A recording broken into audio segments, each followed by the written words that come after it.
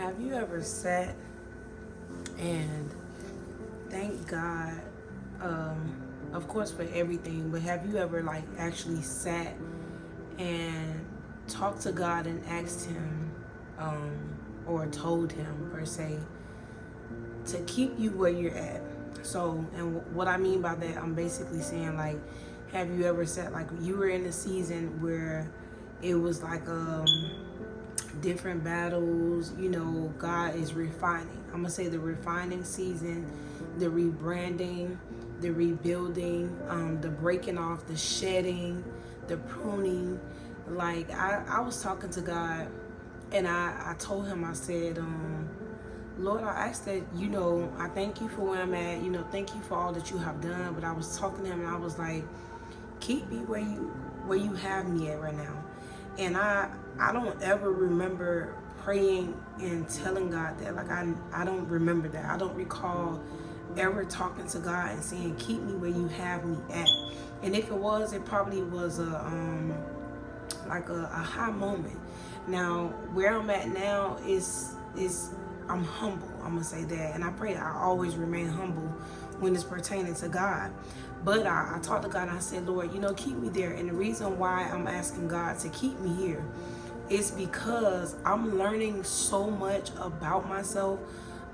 Things I never knew that I did, sins I thought that I was delivered from, started to rise up in my life, bad habits, just things that is not pleasing to God was happening in my life, and I was able to examine them.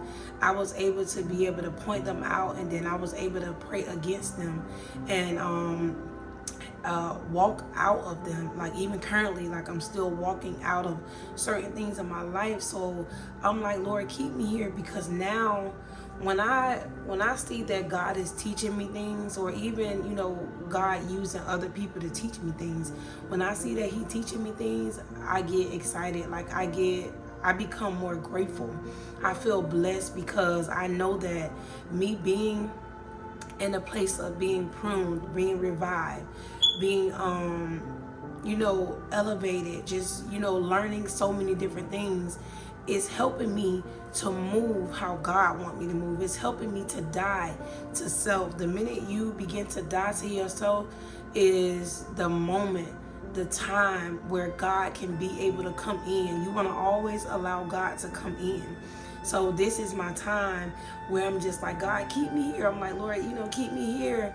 I'm like, this place is uncomfortable, but it's for the good. It's to build my characteristic. It's allowing me to be slow to anger, quick to listen and slow to speak. It's allowing me to not do things that are outside of your will. And even if I do those things, it's helping me to repent and understand that I'm human, and I still can trust in you. I still can rely on you and know that you can bring me out of these things. So that's where I'm at.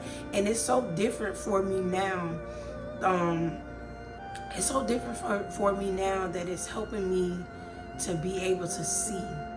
When God give you vision, you take it, you run with it, and you use the resources that He provide, whether it's reading your word, fasting, meditating on the word, giving, whatever God is telling you to do. It may not be some of those things. It may be a few of those things. So with me just learning that, it helps me to be in a better place, because now I'm knowing that I'm allowing God to change my mindset. I'm allowing God to break off what needs to be broken off. I'm allowing God to be who He already was in my life. But now that I'm giving Him access, it allows Him to move fully. So I encourage you, and I tell you to allow God to move fully in your life. Surrender. Sometimes our surrenderance is not in a day, it's not in a week. Sometimes it's hard for us to come out of certain sin, and I'm saying that because I understand, speaking from experience. Don't beat yourself up, because it's so easy to do. It's so easy to just beat yourself up, but that's not of God. The minute you repent, allow God to help you with your growth, help you to flourish, help you to prosper, help you to let go, help you to walk into wherever he's taking you. So sometimes you got to sit there. So I know it don't feel comfortable, but God is in that uncomfortable area. He's going to remind you how blessed you are. He's going to remind you of that thing you asked him for, that thing you prayed about. He answered that prayer. You know, he's going to take you back. Sometimes he's going to allow you to look back too, so that your faith doesn't waver. You don't want your faith to waver. So embrace them hard times, because God reminds us that we're going to face many trials.